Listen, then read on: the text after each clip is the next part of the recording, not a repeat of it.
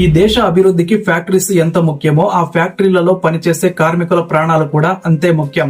కానీ దేశంలో ఒకదాని తర్వాత ఒక సంఘటనలు జరుగుతూనే ఉన్నాయి.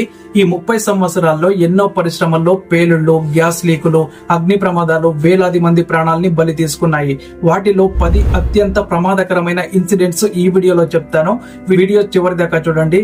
అందులో ఫస్ట్ ది సిగాచి ఇండస్ట్రీస్ పేలుడు పాశమైలారం, తెలంగాణ, జూన్ 30, 2025 అంటే నిన్న ఉదయం 9:20 సమయంలో డ్రైయింగ్ యూనిట్ లో రియాక్టర్ పేలింది. ఒక్కసారిగా ఉష్ణోగ్రత పెరిగి ఫైన్ డస్ట్ తో కలిపి భయంకరమైన పేలుడు సంభవించింది.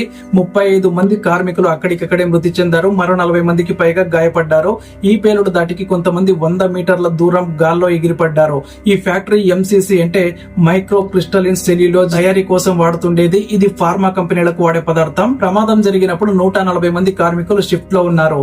ఎమర్జెన్సీ అలారంలు పనిచేయలేదు. ఎగ్జిట్ డోర్లు లాక్ వేసి ఉండటంతో కొందరు ఆకాశమంతా కమ్ముకున్న పొగలో శ్వాస ఆగి చనిపోయారు. సీఎం రేవంత్ రెడ్డి గారు చనిపోయిన వారికి అధికారికంగా ₹1 కోటి ఎక్స్గ్రేషియా ప్రకటించారు.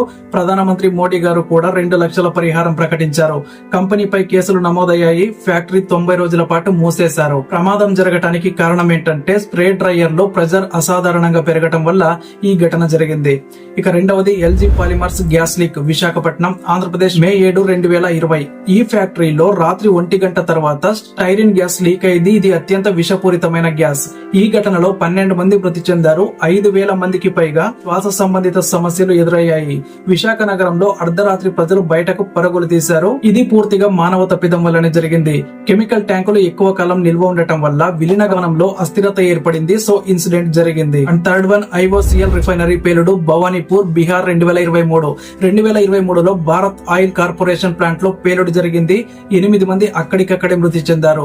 20 మంది తీవ్రంగా గాయపడ్డారు. లిక్విడ్ ట్యాంక్ లైన్ పగిలిపోవడం వల్ల ఈ ఘటనకు కారణం జరిగింది. ఇక నాలుగవది SIPCOT gas leak, Tamil Nadu, April 2025. ఈ కంపెనీలో ఇండస్ట్రియల్ కెమికల్ గ్యాస్ లీక్ వల్ల 4 మంది మరణించారు. 10ల సంఖ్యలో బాధితులు ఆసుపత్రి పాలయ్యారు. ప్రమాద సమయంలో కంపెనీలో భద్రతా డ్రిల్స్ జరగలేదని అధికారిక నివేదికల్లో బయటపడింది. ఇక ఐదవది హెచ్పిసిఎల్ ముంబై పేలుడు, మహారాష్ట్ర, 2022. దీంట్లో హైడ్రో ప్రాసెసింగ్ యూనిట్ లోని ప్రెజర్ లైన్ పేలిపోవడంతో 17 మంది కార్మికులు ప్రాణాలు కోల్పోయారు. ప్రమాద సమయంలో ఫైర్ అలారం సిస్టమ్ ఫెయిల్ అయింది. సో ఘటన సంభవించింది.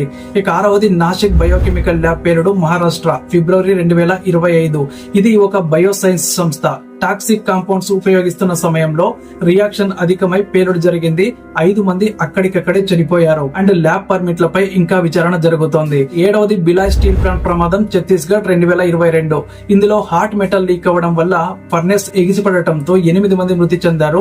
14 మంది గాయపడ్డారు. ఇది ఇండియా స్టీల్ మంత్రిత్వ శాఖకు చెందిన ఒక పెద్ద ప్లాంట్. 8వది కాన్పూర్ టన్నరీలు, ఉత్తరప్రదేశ్, 2023. ఇక్కడ టన్నరీల నుండి క్రోమియం గ్యాస్ లీక్ అయింది. వర్షం తర్వాత క్రాఫ్ట్ ఫ్యూమ్ ఒక్కసారిగా ఎగిసిపడ్డాయి. ఈ ప్రమాదంలో 3 మంది మృతి చెందారు. వెంటిలేషన్ వ్యవస్థ పూర్తి స్థాయిలో పనిచేయకపోవడమే దీనికి ప్రధాన కారణం. అండ్ 9వది గుజరాత్ ఫైర్ వేర్ పేలుడు, బనాస్కాంత, ఏప్రిల్ 1, 2025. ఇక్కడ అల్యూమినియం ఫ్లాష్ పొడి నిల్వ చేయబడిన గదిలో భారీ పేలుడు సంభవించింది. 21 మంది అక్కడికక్కడే చనిపోయారు. ఫ్యాక్టరీకు లైసెన్స్ 2024లోనే గడువు ముగిసినా కూడా గోప్యంగా ఉత్పత్తులు కొనసాగిస్తూ ఉన్నారు. కేసులు నమోదు చేసి ఫ్యాక్టరీ యజమానిని అరెస్టు చేశారు. ఇక 10వది భోపాల్ యూనియన్ కార్బైడ్ ప్రమాదం, డిసెంబర్ 2, 1984. ప్రముఖమైన ఎంఐసి గ్యాస్ లీక్, 25,000 మందికి పైగా ప్రాణాలు కోల్పోయారు.